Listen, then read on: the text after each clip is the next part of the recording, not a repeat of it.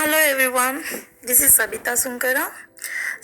Today's SQL interview question is: how would you design an RQ strategy for a 2 TB production database?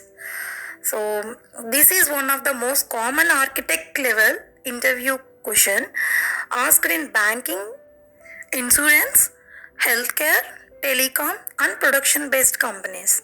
So, the interviewer is not testing SQL syntax here. They are testing how you think about performance, scalability, maintainability, and production design. So, let's understand it with a real time scenario. So, imagine your production database has grown to 2 TB. So every month, millions of new records are inserted. So because of this, so what happened? Reports have become slower. Then backups taken several hours, and restored operations are taking longer time. Then database maintenance windows are increasing, and storage costs are growing every month. Now, the interviewer asks, how would you design a generic RQ strategy without affecting production performance? Notice the interviewer did not ask, write an RQ query. Instead, they want to know how you would design the entire framework.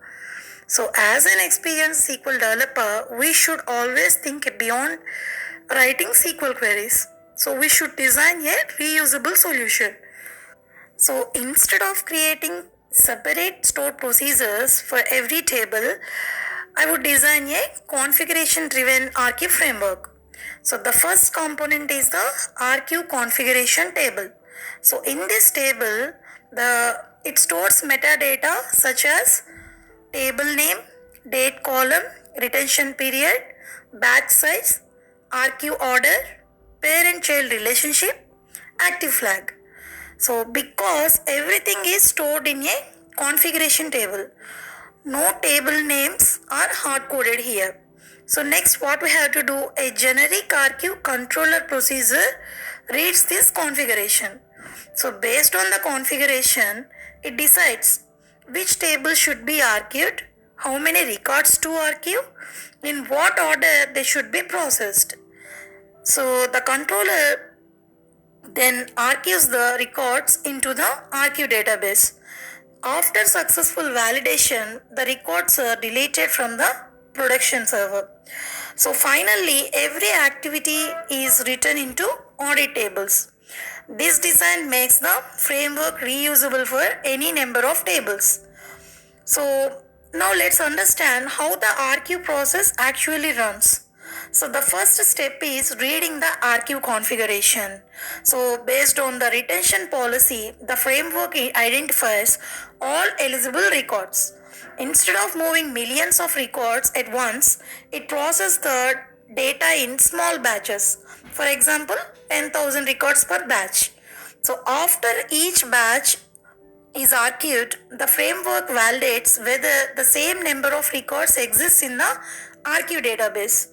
Only after successful validation are those records deleted from the production table. So then the transaction is committed. So finally, batch delete details such as start time, end time, and rows RQ'd status errors.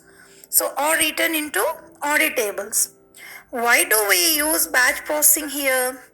Because large transactions increases the transaction log size, blocking or locking, rollback time. So small batches keep the production system healthy while the RQ job is running. Then now let's discuss some best practices. The first best practice is to keep the entire framework configuration driven.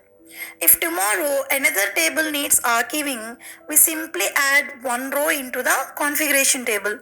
So no code changes are required. Always archive data in small batches instead of one huge transaction. So if the database is partitioned, archive partition by partition. So this improves performance significantly. If one batch fails, never restart the entire RQ job. Retry only the failed batch. So maintain detailed audit logs for every execution. So these logs should be captured batch ID, run ID, row archived, execution time, errors, status. So before deleting records from production, always compare the record count between production and archive. So validation is mandatory, compulsory. So a rollback strategy is always important. If something goes wrong after deletion, the archive data should be available for recovery. So finally, monitor archive jobs regularly using SQL Agent or any enterprise monitoring tool. So these practices make the framework reliable, scalable and production ready. Then now let's answer this exactly as we would in an interview. If the interviewer asks, how would you design an archive strategy for a large production database? I would design a generic configuration driven archive framework instead of writing separate archive procedures for each table. The framework would read metadata such as table name, retention period, date column, batch size, archive order, and parent-child dependency from a configuration table. So a controller procedure would archive eligible records in small batches. So validate the archive data and only then delete the records from production. Every execution would be logged using audit tables containing batch details, execution status, row counts, and errors. The framework would also support retry, rollback, monitoring, and validation mechanisms to ensure minimal impact on production while maintaining data integrity and scalability. So we should not talk like first I will write a delete query like that. So because that's not how experienced developers think. We first design the architecture, then implement the solution. So that's exactly what interviewers expect from someone with 10 plus years of SQL experience, right? So a good archive framework is not just about moving old data, it's about designing a solution that is generic way and configuration driven. Also, it should be scalable and easy to maintain and safe to recover. Also, it should be optimized for production performance. So that's what separates a junior SQL developer from a senior SQL developer or database architect. Thanks for watching. Follow for more advanced SQL interview questions with real-time production scenarios. Thank you.